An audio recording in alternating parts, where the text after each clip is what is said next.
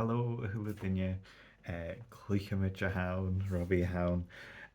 sé de céad duine hain, so ha mi héin ar a bhí ag bú na comics, gach de céad duine bí comics úre a tíineach. Is mar sin seo díadach hall bic mar go bích de na thuair míon dú, lig fis me chóirt seo raibh sé díadach video bic a hain.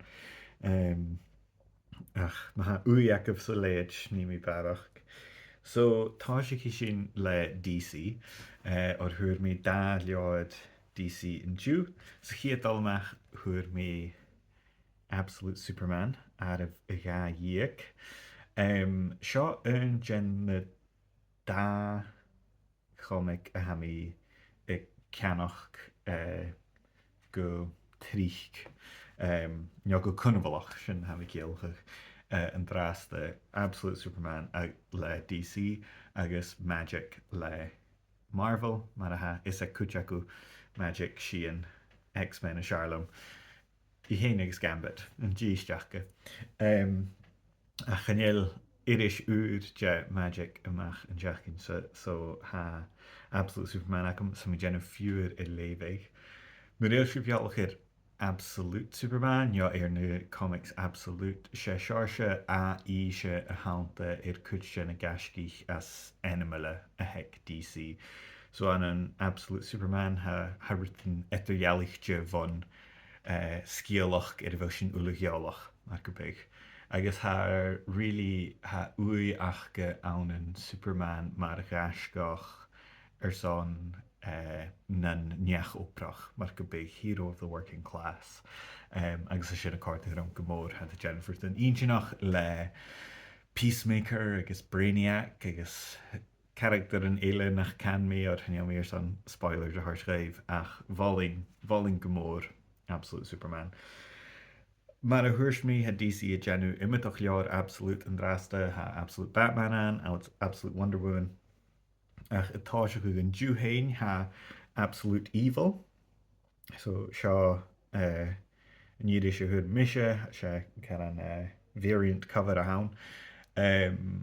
Agus chanélas an canig mi go cunbhalach ach mi déanamh fiúr I léimh or ha na villains ha na déchaning égarich han sin bulach a gobar. Go ma etrialigte anna so an Absolute na hat an sa so avisteach DC. Marvel, well, se mis a haun so se leor X-Men a haun, X-Men Age of Revelation in Yoni, it begins here. Ba mi'n dúil go rá Age of Revelation a hen a tíineach an dú, chanach mi de an sa bhú, smar sin thuair mi in Yoni. Chanéal mi cínteach leis sin iad níise miana leor seo, chanéal mé léimh háast ach chanéal an erupsa acum ans na comics X-Men an drasta sa bhacum nuair a bhd stéite anna Krakoa. Ha did airachíon móra a dheanú. Rís na characterin agus cúteú ha sin na gopad ar san cút éile mé hén cho cínteach. Agus an na leorichin X-Men a bhami a ceannach go cunbhalach be NYX ach churad statar sin chancelat sin. So brísigh dúil bheith sin smar sin an drasta ha mi léimh barrachd sean idir sin X-Men na ha mi idir sin úre.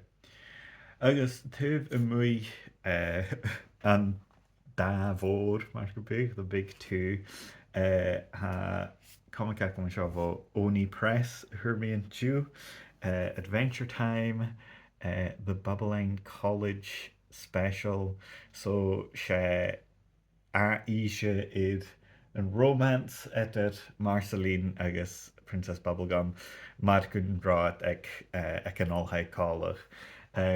So ha mi déanamh fiúr bhór sin a Leig, ha mi swintin go bhí sin go má spórsal. Agus is talm go bhfuilead a gíise scéalach a ha go má car fanfic an a dói ach ga dheanú le herb chur herbán mar go big.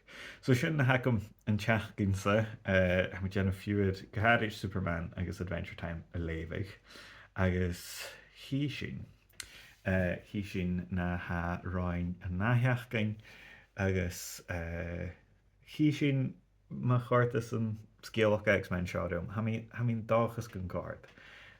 Is fiad hallam na X-Men a chaid fearach gin rutain gun cheann uile an a gacad carcóa.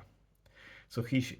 So mena thuirt mí díadach video go mac gadit na thuairmí ag go bhú leáirichin son an còrdadh barrachd mí an comics ribh cúm fisrum agus cúm a far a bh Cluiche.